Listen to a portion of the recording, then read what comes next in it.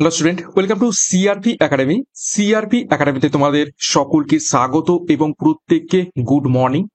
তো আমরা মর্নিং মন্ত্র জিকে সিরিজের মাধ্যমে প্রত্যেকদিন সকাল 7টা থেকে 40টি করে বাছাই করা হুবহু কমনযোগ্য প্রশ্নোত্তর সাথে এক্সট্রা নোটসের মাধ্যমে আমরা জিকে প্র্যাকটিস সেট করছি, যা আপকামিং তোমাদের West Bengal police, Kolkata police, clerkship, miscellaneous, WBCS, IDO, NTPC, group D এবং এসএসসি, সিজিএল, সিএইচএসএল, এমটিএস এবং জিডি কনস্টেবল প্রত্যেকটা পরীক্ষার জন্য ইম্পর্টেন্ট। সেই রকম ভাবেই আমরা প্রশ্নোত্তরগুলো সাজাচ্ছি এবং নিয়ে আসছি। এবং আজকের ক্লাসেও খুবই খুবই গুরুত্বপূর্ণ কিছু প্রশ্নোত্তর রয়েছে এবং আজকে আমরা 31 নম্বর প্র্যাকটিস সেট দেখবো।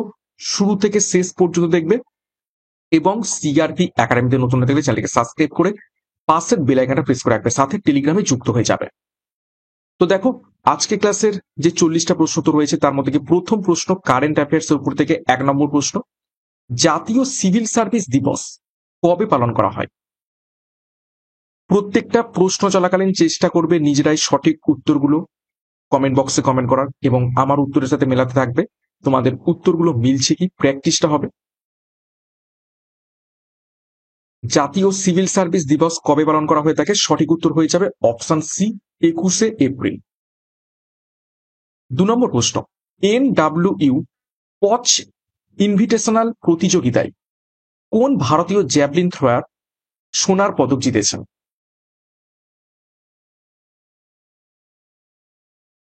NWU পচ ইন্টারন্যাশনাল প্রতিযোগিতায় কোন ভারতীয় জ্যাভলিন থ্রোয়ার সোনার পদক জিতেছে? সঠিক উত্তর হবে অপশন বি, নীরজ চোপড়া। 3 নম্বর প্রশ্ন, 2024-25 সালে টানা চতুর্থ বছরের জন্য ভারতের বৃহত্তম বাণিজ্যিক অংশীদার কে হয়েছে? অর্থাৎ বিজনেস পার্টনার নিচের কোন দেশ চতুর্থবার টানা এই নিয়ে কোন দেশ হয়েছে?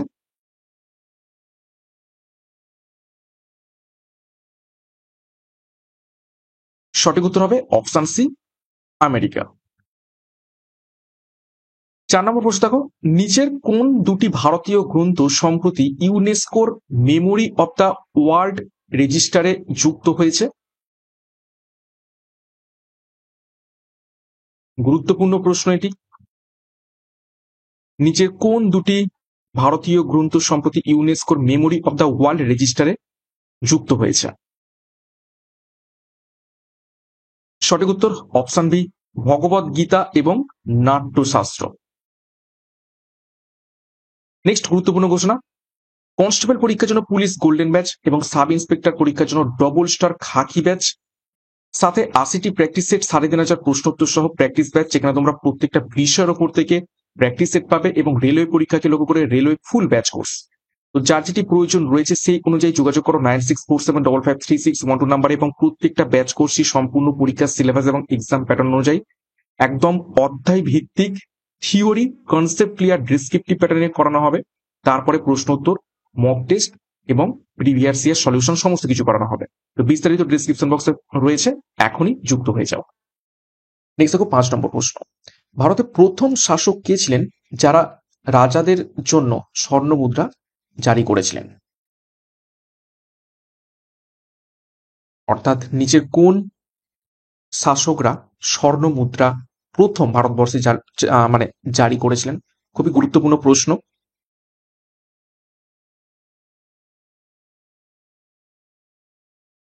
সঠিক উত্তর হবে অপশন সি, ইন্দো গ্রিক রাজা। ইন্দো গ্রিক রাজা অ্যাকচুয়ালি কারা? কুষাণ বংশের রাজারা। এবং যদি বলে যে কোন রাজা এটা জারি করেছিলেন, তাহলে বলতে হবে ভীম কোদফিসেস। ভীম কোদফিসেস, বা এর আরেকটা নাম রয়েছে কোদফিসেস টু। দ্বিতীয় কোদফিসেস বা ভীম কোদফিসেস ভারতবর্ষে প্রথম এই স্বর্ণ মুদ্রা চালু করেছিলেন। তো কিছু গুরুত্বপূর্ণ নোটস এবং তথ্য আমি এরকম লিখিয়ে দেওয়ার চেষ্টা করব এবং অলরেডি কিছু লেখা রয়েছে সেগুলো আমি তোমাদের দেখিয়ে দেবো। এক্সট্রা নোটসগুলো কিন্তু খুব ভালোভাবে দেখবে এবং এগুলোকে বাদ দেবে না, পড়বে ভালো করে মন দিয়ে। এই এক্সট্রা নোটস থেকেও কিন্তু পরীক্ষায় প্রশ্ন আসার চান্স রয়েছে। নেক্সট দেখো 6 নম্বর প্রশ্ন, জাওয়ার খনি কোন রাজ্যে অবস্থিত রয়েছে?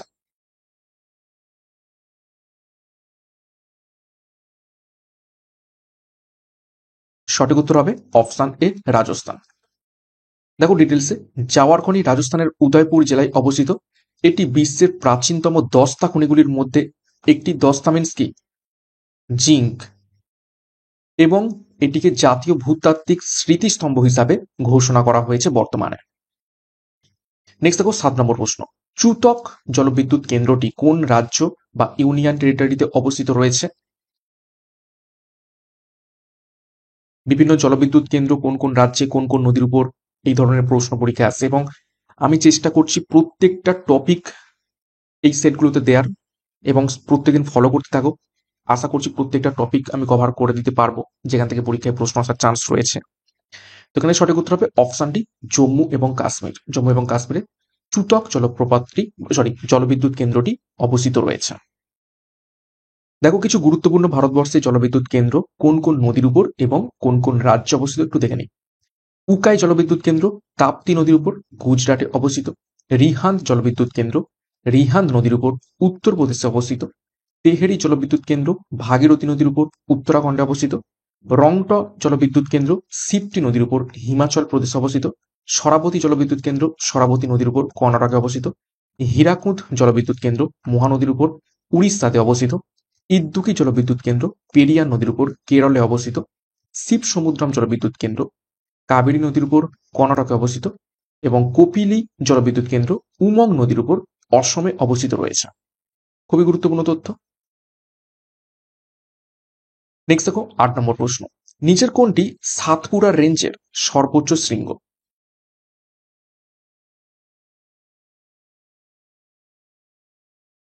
সঠিক উত্তর করার চেষ্টা করবে। সঠিক উত্তর হবে অপশন বি ধূপগড়। দেখো কিছু গুরুত্বপূর্ণ পর্বত, সর্বোচ্চ শৃঙ্গ এবং উচ্চতা দেখে নেব। দেখো নীলগিরি পর্বতের সর্বোচ্চ শৃঙ্গ দোদাবেতা, বহুবার পরীক্ষাতে এসেছে। উচ্চতা 2637 মিটার। আন্নামালাই পর্বতের সর্বোচ্চ শৃঙ্গ আনাইমুদি, সর্বোচ্চ উচ্চতা 2695। এবং এই আনাইমালাই পর্বতটাই পশ্চিমঘাট পর্বতের অন্তর্গত। তো পশ্চিমঘাট পর্বতমালারও সর্বোচ্চ শৃঙ্গ আনাইমুদি, উচ্চতা 2695 মিটার। পূর্বঘাট পর্বতের সর্বোচ্চ শৃঙ্গ দেখো জিন্দাগারা, 1690 মিটার। আরাবল্লী পর্বতের সর্বোচ্চ শৃঙ্গ গরু শিখর, 1722 মিটার। এবং সাতপুরা পর্বতের সর্বোচ্চ শৃঙ্গ ধূপগড়, 1352 মিটার। এছাড়া দেখো মহাকাল পর্বতের সর্বোচ্চ শৃঙ্গ অমরকণ্টক, 1057 মিটার। মিসমি পর্বত তার সর্বোচ্চ শৃঙ্গ দাফাবুম, 4579 মিটার। এবং বিন্ধ্য পর্বতের সর্বোচ্চ শৃঙ্গ কালামুর শৃঙ্গ, তার অপর একটা নাম রয়েছে সদ্ভাবনা শিখর, 752 মিটার উচ্চতা রয়েছে। নেক্সট দেখো 9 নম্বর প্রশ্ন। একজন গভর্নরকে অফিস থেকে অপসারণের জন্য রাষ্ট্রপতি ড্যাশের কাছ থেকে পরামর্শ চান। যদি কোনো একটা রাজ্যের গভর্নরকে যদি তার পদ থেকে অপসারণ করতে চান রাষ্ট্রপতি, তাহলে নিচের কোন ব্যক্তির কাছ থেকে পরামর্শ নেবেন?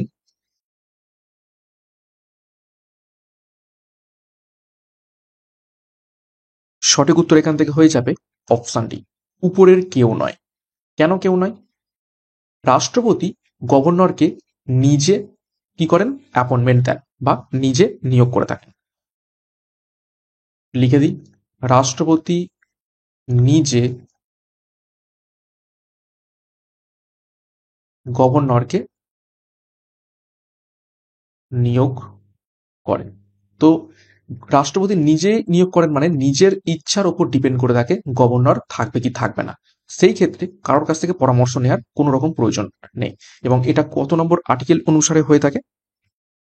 155। এগুলো কিন্তু খুবই গুরুত্বপূর্ণ তথ্য। নেক্সট 10 নম্বর প্রশ্ন। নিম্নলিখিত মৌলিক অধিকারগুলির মধ্যে কোনটি ভারতীয় নাগরিকদের জন্য উপলব্ধ কিন্তু বিদেশিদের জন্য নয়?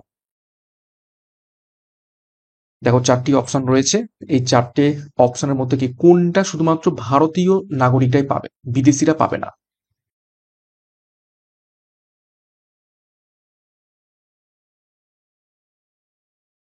সঠিক উত্তর হবে অপশনে মত প্রকাশ এবং বাক স্বাধীনতা।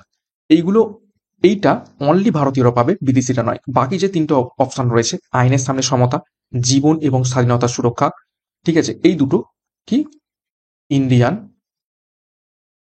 প্লাস ফরেন বোথ পাবে। দেখো কিছু গুরুত্বপূর্ণ তথ্য। নিম্নলিখিত মৌলিক অধিকার শুধুমাত্র নাগরিকদের জন্য উপলব্ধ এবং বিদেশিদের জন্য নয়। সেগুলো কি কি? দেখো, ধর্ম, জাতি, বর্ণ, লিঙ্গ বা জন্মস্থানের ভিত্তিতে বৈষম্যের নিষেধাজ্ঞা, যেটা অনুচ্ছেদ 15-এ রয়েছে। এছাড়া দেখো, সরকারি চাকরির ক্ষেত্রে সুযোগের সমতা, অনুচ্ছেদ 16-এ। এই অনুচ্ছেদ 15 এবং 16 কি পাবে? শুধুমাত্র ভারতীয় নাগরিকরা পাবে, বিদেশিরা নয়। এর সাথে দেখো, যুক্তিসঙ্গত বিধিনিষেধ সাপেক্ষে 6টি মৌলিক স্বাধীনতা, যেটি অনুচ্ছেদ 19-এ রয়েছে, এবং এই অনুচ্ছেদ 19-এর মধ্যেই এই বাক স্বাধীনতা যেটা আমরা দেখলাম, ঠিক আছে, এটা হচ্ছে আর্টিকেল 19। আর্টিকেল 19-এর আন্ডারেই রয়েছে। তো এই অনুচ্ছেদ 9-এরটাও শুধুমাত্র ভারতীয় নাগরিকরা পাবে, বিদেশিরা নয়। সাথে সংখ্যালঘুদের ভাষা, লিপি এবং সংস্কৃতি রক্ষা, ধারা 29, এবং সংখ্যালঘুদের শিক্ষা প্রতিষ্ঠান প্রতিষ্ঠা এবং পরিচালনার অধিকার, ধারা 30। এইগুলোই শুধুমাত্র ভারতীয় নাগরিকরা পাবে, কিন্তু বিদেশিরা পাবে না। বাকি যেগুলো রয়েছে বোথ ভারতীয় নাগরিকরা পাচ্ছে, সাথে বিদেশিরাও পাবে। নেক্সট দেখো 11 নম্বর প্রশ্ন। নিচের কোনটি মুদ্রানীতির উপকরণ? দেখো 4টে অপশন রয়েছে। Bank rate policy, reserve ratio requirements, option 3, liquidity adjustment facility, option 4, open market operation. এই 4টের মধ্যে থেকে কোনটা সঠিক তোমাদের খুঁজে বের করতে হবে। নিচের কোডগুলি থেকে সঠিক বিকল্পটি নির্বাচন করুন। তো মুদ্রানীতির উপকরণ এই 4টের মধ্যে থেকে কোনগুলো?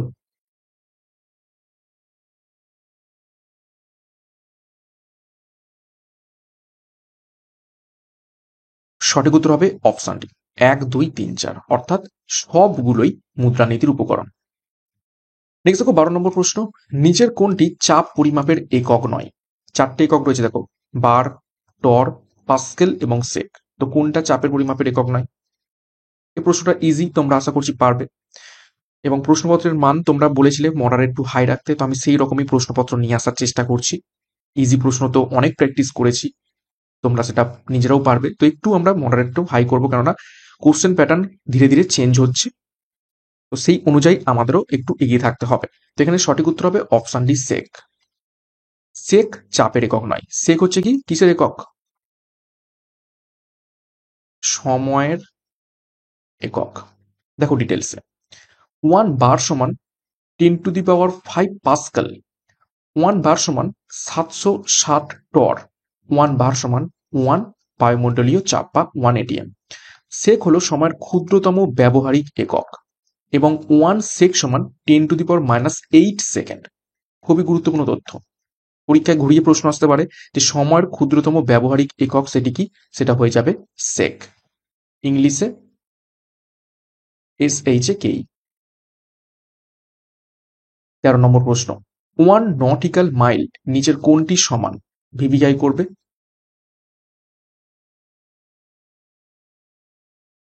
অপশন দেখে ভালো করে উত্তর করার চেষ্টা করো। 1 নটিক্যাল মাইল কিসের সমান? নটিক্যাল মাইল কিসে ব্যবহৃত হয়? সমুদ্রের মধ্যে দূরত্ব মাপার ক্ষেত্রে নটিক্যাল মাইল আমরা ব্যবহার করে থাকি, নদী বা সমুদ্রে।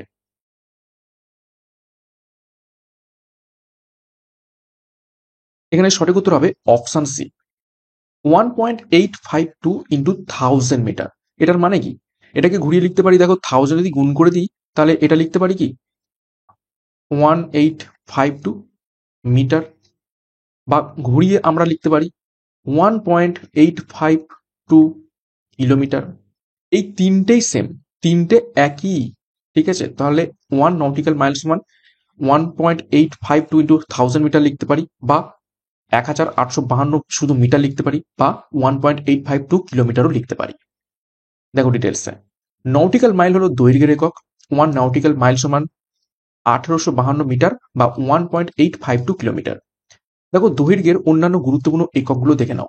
1 মাইল সমান 1.609 মিটার, ঠিক আছে, বা আর কি লিখতে পারি 1.609 কিলোমিটার, বা 1609 মিটার, ঠিক আছে। 3 রকম ভাবে আমরা লিখতে পারি। নেক্সট দেখো 1 আলোকবর্ষ। 1 আলোকবর্ষ সমান 9.46 ইন্টু 10⁻15 মিটার, খুবই গুরুত্বপূর্ণ। তারপর দেখো অ্যাস্ট্রোনমিক্যাল ইউনিট, ঠিক আছে, সেটা হচ্ছে 1.5 ইন্টু 10⁻11 মিটার। এটা কি অ্যাস্ট্রোনমিক্যাল ইউনিট বা ইউ বলতে? এটা হচ্ছে সূর্য থেকে আলো আসতে যে সময়টা নেয় বা যে দূরত্ব অতিক্রম করে, সেটাই হচ্ছে 1 অ্যাস্ট্রোনমিক্যাল ইউনিট, 1.5 ইন্টু 10⁻10 মিটার। আর 1 পারসেক সমান হচ্ছে 3.1 ইন্টু 10⁻16 মিটার। এটা হচ্ছে দূরত্বের সব থেকে দীর্ঘতম একক, পারসেক। খুবই গুরুত্বপূর্ণ তথ্য দেখলাম। নেক্সট দেখো 14 নম্বর প্রশ্ন, ক্যালসিয়াম সালফেট হেমিহাইড্রেটের সাধারণ নাম কি?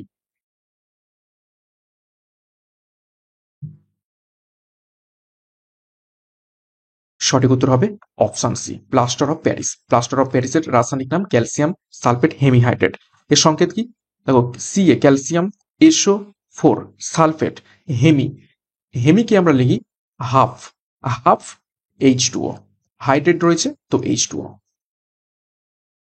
দেখো কিছু রাসায়নিক নাম, তাদের রাসায়নিক মানে সাধারণ নাম, রাসায়নিক নাম এবং সংকেত দেখে নেব। কলিচুন, সেটি হলো actually calcium hydroxide, calcium Ca এবং OH হোল 2 হাইড্রক্সাইড। পরাচুন, ক্যালসিয়াম অক্সাইড, CaO। কাপড় কাচা সোডা, সেটা হচ্ছে সোডিয়াম কার্বনেট, Na2CO3। আর বেকিং পাউডার হচ্ছে খাবার সোডা, সেটা হচ্ছে সোডিয়াম বাইকার্বনেট। এই বাইয়ের জন্য শুধু একটা সোডিয়ামের জায়গায় H2 গেছে, তার মানে NaHCO3। নেক্সট দেখো কস্টিক সোডা, কস্টিক সোডা হচ্ছে সোডিয়াম হাইড্রক্সাইড, NaOH। ব্লিচিং পাউডারের রাসায়নিক নাম ক্যালসিয়াম ক্লোরো হাইপোক্লোরাইড, খুবই গুরুত্বপূর্ণ। CaOCl সংকেত ওলিয়াম হয়ে যাবে ধূমায়মান সালফিউরিক অ্যাসিড, যার সংকেত H2H2O7। খুবই গুরুত্বপূর্ণ তথ্য। নেক্সট দেখো 15 নম্বর প্রশ্ন, নিচের কোন রাসায়নিক পদার্থটি চীনা তুষার নামে পরিচিত রয়েছে? চীনা তুষার মানে হচ্ছে চায়না স্নো।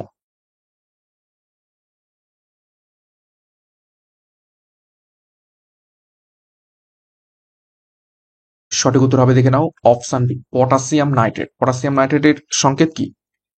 KNO3। এবং এই পটাশিয়াম নাইট্রেটের প্রধান ব্যবহার কোথায় কোথায় হয়?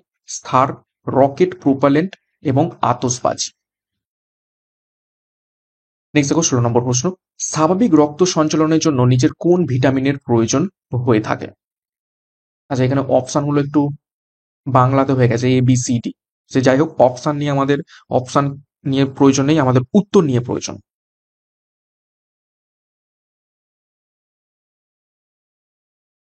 সঠিক উত্তর হবে option B, vitamin K. Vitamin K স্বাভাবিক রক্ত সঞ্চালনের জন্য প্রয়োজন হয়ে থাকে। দেখো বিভিন্ন ভিটামিন এবং খনিজ অভাবজনিত রোগ দেখে নেব। ভিটামিন এর অভাবে রাতকানা, ফিনোডার্মা, কেরাটোম্যালেসিয়া রোগ দেখতে পাওয়া যায়। ভিটামিন বির অভাবে বেরিবেরি রোগ দেখতে পাওয়া যায়। ভিটামিন বি2 অভাবে স্টোমাটোটাইটিস এবং গ্লসাইটিস রোগ দেখতে পাওয়া যায়। ভিটামিন বি3 অভাবে পেলেগ্রা রোগ দেখতে পাওয়া যায়। ভিটামিন বি6 এর অভাবে নিউরোপ্যাথি রোগ দেখতে পাওয়া যায়। ভিটামিন বি7 এর অভাবে ডার্মাটাইটিস এবং অ্যান্ট্রিস রোগটি দেখতে পাওয়া যায়। এছাড়া ভিটামিন বি12 এর অভাবে অ্যানিমিয়া বা রক্তাল্পতা রোগ দেখতে পাওয়া যায়। ভিটামিন সির অভাবে স্কারভি রোগ দেখতে পাওয়া যায়। ভিটামিন ডির অভাবে রিকেট দেখতে পাওয়া যায় শিশুদের মধ্যে এবং অস্টিওম্যালেসিয়া দেখতে পাওয়া যায়। ভিটামিন ইর অভাবে বন্ধ্যাত্ব রোগ দেখতে পাওয়া যায় এবং ভিটামিন কে এর অভাবে রক্তক্ষরণ দেখতে পাওয়া যায়। 17 নম্বর প্রশ্ন দেখো, নিচের কোনটি বংশগত রোগ নয়?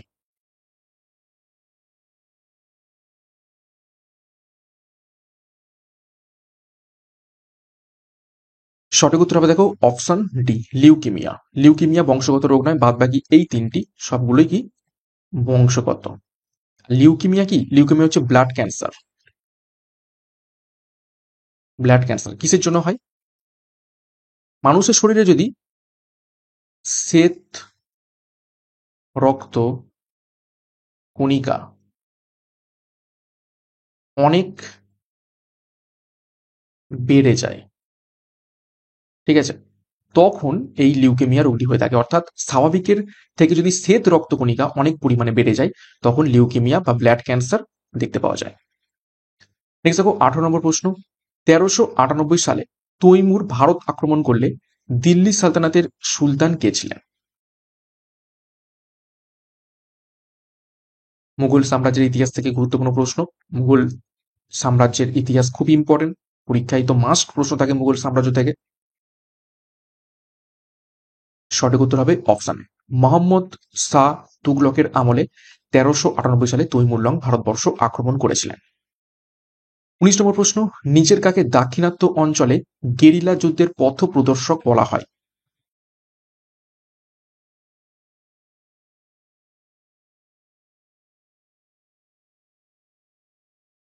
এই প্রশ্নের উত্তর ম্যাক্সিমাম জন ভুল করবে এবং ম্যাক্সিমাম জন শিবাজি উত্তর করবে, কিন্তু শিবাজি উত্তর হবে না। প্রশ্ন কি বলেছে? পথপ্রদর্শক, অর্থাৎ গরিলা যুদ্ধ প্রথম কে নিয়ে আসে। শিবাজি গরিলা যুদ্ধে মাহির ছিলেন, কিন্তু পথপ্রদর্শক কে ছিলেন? সঠিক উত্তর হয়ে যাবে এখান থেকে অপশন সি, মালিক অম্বর। খুবই গুরুত্বপূর্ণ প্রশ্ন। 20 নম্বর প্রশ্ন, নিচের কোন ব্যক্তি মনমাউল বাহরাইন লিখেছেন? নিচের মনমাউল বাহরাইন কার লেখা? নিচের ব্যক্তিগুলোর মধ্য থেকে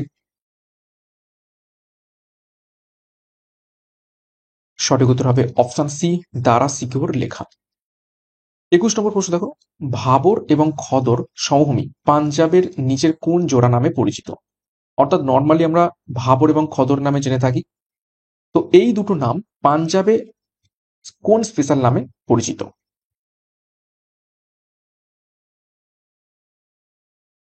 সঠিক উত্তর হবে অপশানে ধায়া এবং বেট। ওকে, তো এখান থেকে দেখে নাও, ভাবর বা ধায়া এটা কোথায় পাওয়া যায়? এটা হচ্ছে হিমালয়ের পাদদেশে। আচ্ছা, নেক্সট দেখো খদর, খদর বা বেট এটা হচ্ছে নতুন পলি মৃত্তিকা।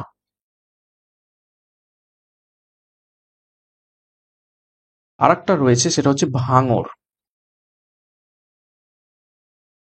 সেটা হচ্ছে পুরাতন পলি মৃত্তিকা। পরীক্ষা এখান থেকে প্রশ্ন আসে যে নতুন পলি মৃত্তিকার নাম কি, তখন হয়ে যাবে খদর বা পাঞ্জাবে বেট। হিমালয়ের পাদদেশে কোন মাটি পাওয়া যায়? ভাবর, সেটা পাঞ্জাবে পরিচিত ধায় নামে, এবং পুরাতন পলি মৃত্তিকা সেটা কি নামে পরিচিত? ভাঙর নামে পরিচিত রয়েছে। নেক্সট দেখো 22 নম্বর প্রশ্ন, কিংড়ি বিংড়ি নীতিমানা নিচের কোনটি এক প্রকার?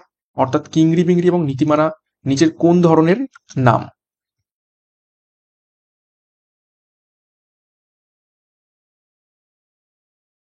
সঠিক উত্তর হবে অপশন এ পাস।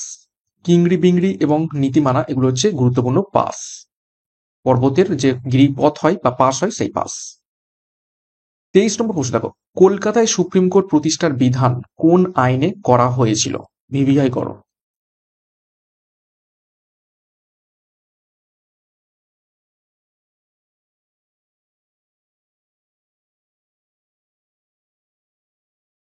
সঠিক উত্তর হবে অপশানে 1373 সালের রেগুলেটিং অ্যাক্টের মাধ্যমে। এবং এই যে কলকাতায় প্রথম সুপ্রিম কোর্ট প্রতিষ্ঠিত হয়েছিল, সেইখানে স্যার এলিজা এমপি ছিলেন প্রথম প্রধান বিচারপতি। গুরুত্বপূর্ণ তথ্য। 24 নম্বর প্রশ্ন, নিম্ন আদালতকে তার এখতিয়ার অতিক্রম করতে বাধা দেওয়ার জন্য নিজের কোন রিট জারি করা হয়? চারটি রিট রয়েছে, ম্যান্ডামাস, হেভিয়াস কর্পাস, প্রোহিবিশন এবং সার্টিলরি।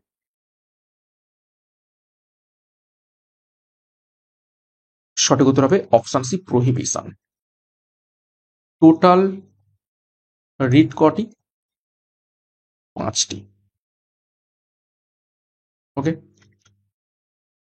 নেক্সট 25 নম্বর প্রশ্ন, নিম্নের কোন প্রতিষ্ঠানে সুপ্রিম কোর্টের বিচারপতিরা অবসর গ্রহণের পর কাজ করতে পারেন? অর্থাৎ যদি সুপ্রিম কোর্টের কোনো বিচারপতি অবসর গ্রহণ করেন, তারপরে নিজের কোন প্রতিষ্ঠানে কাজ করতে পারবেন? ভিভিআই করো। খুবই গুরুত্বপূর্ণ প্রশ্ন, কেননা এই প্রশ্নের উত্তর সকলে ভুল করবে। উত্তর হবে অ্যাকচুয়ালি উপরের কোনোটি নয়। কেন কোনোটি নয়? দেখো ডিটেলসে। ভারতের সংবিধানের 124(7) অনুযায়ী ভারতের সুপ্রিম কোর্টের বিচারক হিসাবে দায়িত্ব পালন করা কোনো ব্যক্তি ভারতের ভূখণ্ডের মধ্যে কোনো আদালতে বা কোনো কর্তৃপক্ষের সামনে আবেদন বা কাজ করতে পারবেন না। অর্থাৎ কোনো বিচারপতি যারা সুপ্রিম কোর্টে কাজ করেছেন বা দায়িত্ব পালন করেছেন, তারা অবসর গ্রহণের পরে আর কোথাও কোনো রকম কাজ করতে পারবেন না। নেক্সট ২৬ নম্বর প্রশ্ন, নিচের কোন দেশ ভিলাই ইস্পাত প্ল্যান্ট স্থাপনের জন্য সহযোগিতা করেছিল?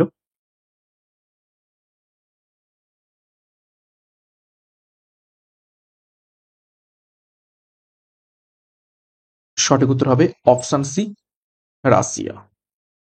27, নিচের কোনটিকে ছদ্মবেশী বেকারত্ব বা ডিসগাইজড আনএমপ্লয়মেন্ট হিসাবেও গণ্য করা হয়? ভিভিআই করবেন।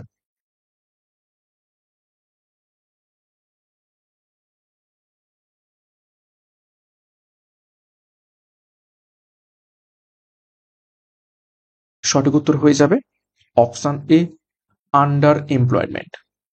এটা হচ্ছে ডিসগাইজ আনএমপ্লয়মেন্ট বা ছদ্মবেশী বেকারত্ব। নেক্সট দেখো ২৮ নম্বর প্রশ্ন, তামাশা হলো মিউজিক্যাল থিয়েটারের বিখ্যাত লোকরূপ, অর্থাৎ নিচের কোন রাজ্যের একটি বিখ্যাত মিউজিক্যাল থিয়েটারে উপস্থাপিত লোকরূপ হলো তামাশা নৃত্য? এটি একটি লোকনৃত্য। কোন রাজ্যে দেখতে পাওয়া যায়? অপশনগুলো বাংলাতে হয়ে গেছে।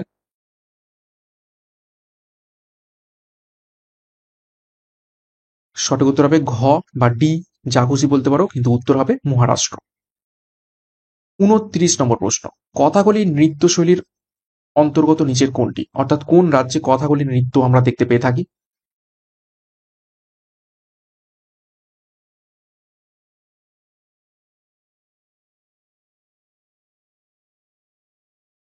সঠিক উত্তর হবে অপশন খ বা বি, কেরালা।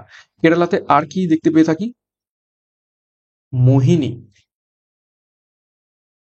মোহিনী আট্টম। তামিলনাড়ুতে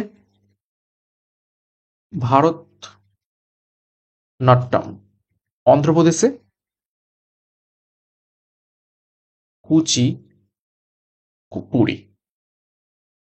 ৩০ নম্বর প্রশ্ন, সিস্টেমা নেচারে বইটি কে লিখেছেন? খুবই গুরুত্বপূর্ণ একটি বই। নিচের কোন বিজ্ঞানী লিখেছেন? ৪ জন বিজ্ঞানীর নাম রয়েছে। বুফন, ক্যারোলাস লিনিয়াস, ল্যামার্ক নাকি ডারউইন? সঠিক উত্তর হবে অপশন বি, ক্যারোলাস লিনিয়াস লিখেছেন সিস্টেমা নেচারে। এনাকে কি বলা হয় থাকে? শ্রেণী বিন্যাসের জনক বলা হয় তাকে, ক্যারোলাস লিনিয়াসকে। ৩১ নম্বর প্রশ্ন দেখো, এন্টমোলজি হলো বিজ্ঞান যা অধ্যয়ন করে, অর্থাৎ নিচের কোন বিষয়ক অধ্যয়নকে আমরা এন্টমোলজি বলে থাকবো?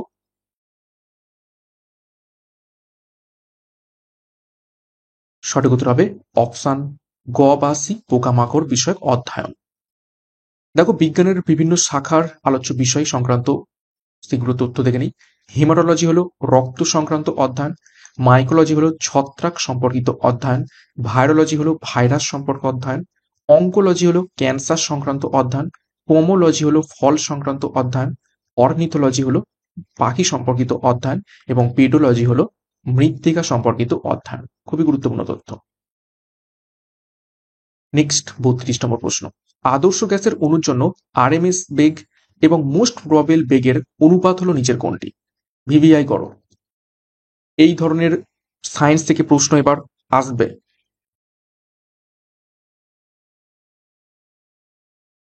আদর্শ গ্যাসের অণুর জন্য আরএমএস বেগ এবং মোস্ট প্রবাবল বেগের অনুপাত হলো কত? সঠিক উত্তর হবে অপশন সি, √3:2। নেক্সট ৩৩ নম্বর প্রশ্ন, রাষ্ট্রপতির ভাষণ দেওয়ার সময় কংগ্রেস সভাপতি যিনি হিন্দি ভাষার জন্য রোমান লিপি প্রবর্তনের পক্ষে ছিলেন, তিনি নিজের কোন ব্যক্তি?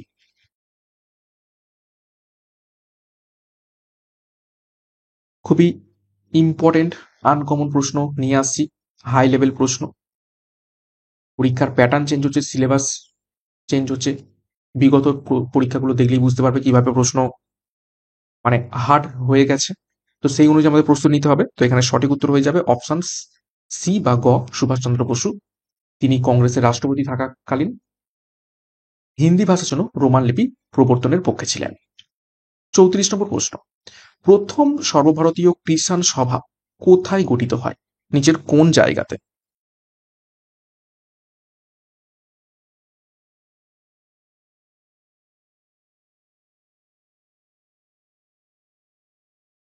সঠিক উত্তর হয়ে যাবে অপশন এ বা কতে লখনৌতে। কত সালে? 1936 সালে। কার নেতৃত্বে? স্বামী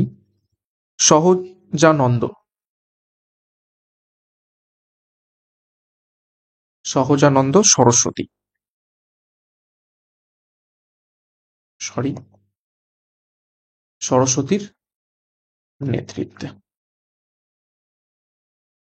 নেক্সট 35 নম্বর প্রশ্ন, নিম্নলিখিতদের মধ্যে কে ভারতীয় জাতীয় কংগ্রেসের করাচি অধিবেশনে সভাপতিত্ব করেছিলেন?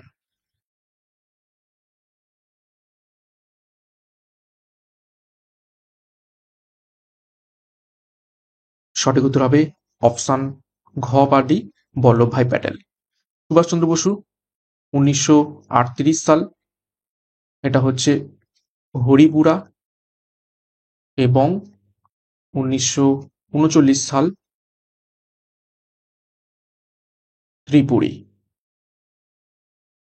নেক্সট 36, কৃষি ক্ষেত্রে এই পুরস্কার দেওয়া হয়, নিচের কোন পুরস্কারটা কৃষি ক্ষেত্রে দেওয়া হয়ে থাকে? চারটি পুরস্কার রয়েছে দেখো, কালিং পুরস্কার, বোরলক পুরস্কার, ধন্বন্তরী পুরস্কার এবং ভাটনগর পুরস্কার।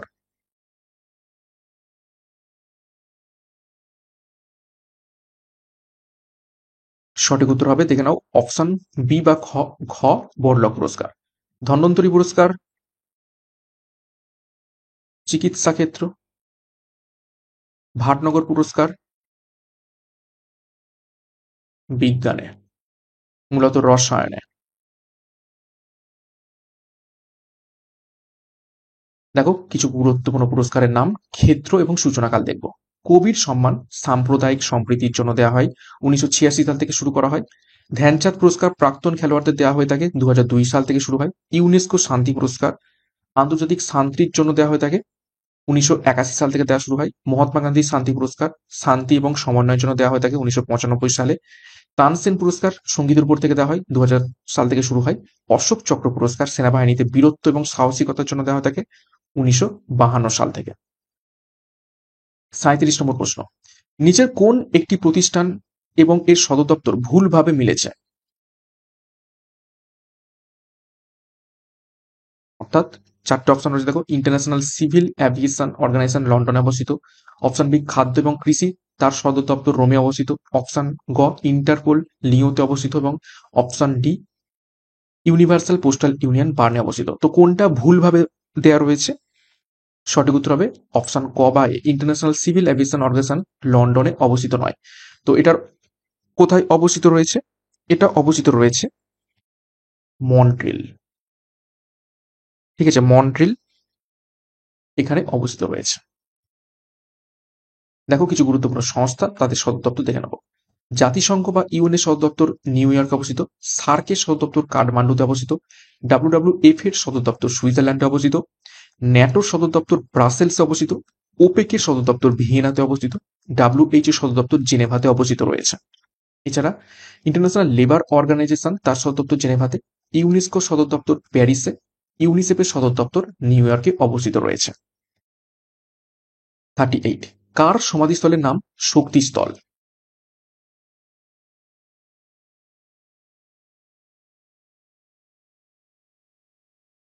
সঠিক উত্তর হবে অপশন খ বা বি, ইন্দিরা গান্ধীর সমাধিস্থলের নাম শক্তিস্থল। দেখো বিভিন্ন গুরুত্বপূর্ণ ব্যক্তিবর্গ এবং তাদের সমাধিস্থলের নাম দেখে নেব। রবীন্দ্রনাথ ঠাকুর নিমতলা ঘাট। রাজা রামমোহনের সমাধিস্থল ব্রিস্টল ইংল্যান্ডে অবস্থিত।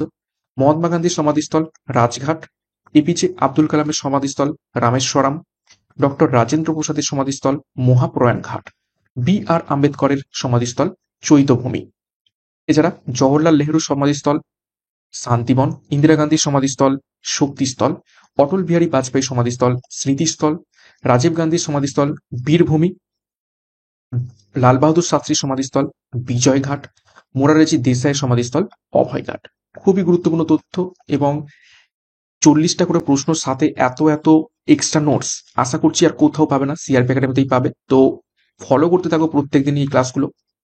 নেক্সট 39 নম্বর প্রশ্ন, Indira Gandhi centre for atomic research অবস্থিত রয়েছে নিচের কোন স্থানে?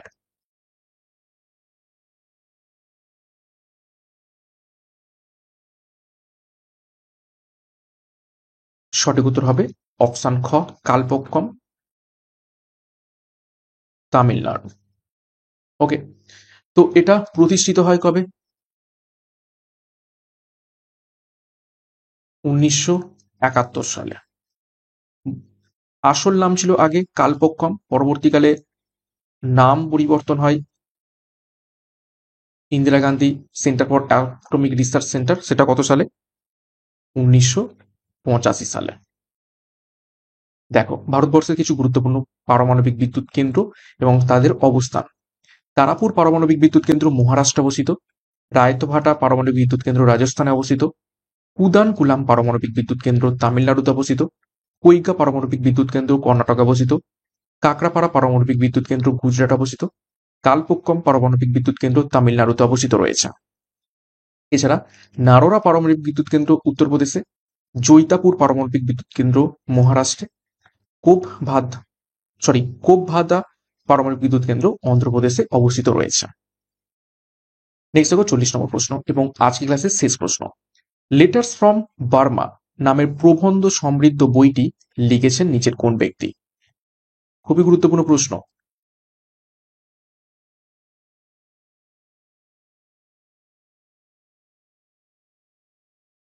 সঠিক উত্তর হবে অপশনে আং সান সুচি। ওকে, তো এই ছিল গুরুত্বপূর্ণ 40টা প্রশ্ন উত্তর। 40-এর মধ্যে কার কত স্কোর হয়েছে কমেন্ট বক্সে কমেন্ট করবে এবং প্রশ্নপত্র আজকের কেমন ছিল সেই ব্যাপারেও কমেন্ট বক্সে কমেন্ট করবে। এবং ক্লাসটা শেষ করার আগে আরো একবার গুরুত্বপূর্ণ ঘোষণা, কনস্টেবল পরীক্ষার জন্য police golden batch, sub inspector পরীক্ষার জন্য ডবল স্টার খাকি ব্যাচ, 80টি প্র্যাকটিস সেট 3500 প্রশ্নোত্তর নিয়ে প্র্যাকটিস ব্যাচ এবং রেলওয়ে ফুল ব্যাচ কোর্স, যার যেটি প্রয়োজন রয়েছে সেই অনুযায়ী যোগাযোগ করো 9647553612 নাম্বারে, বিস্তারিত ডেসক্রিপশন বক্সে পেয়ে যাবে। সাথে সিআরপি একাডেমিতে নতুন হয়ে গেলে চ্যানেলটিকে সাবস্ক্রাইব করবে, পাশের বেল আইকনটা প্রেস রাখবে এবং টেলিগ্রামে যুক্ত হয়ে যাবে। তো আজকের মতো ক্লাসটা এখানে শেষ করছি। প্রত্যেককে all the best, thank you, by.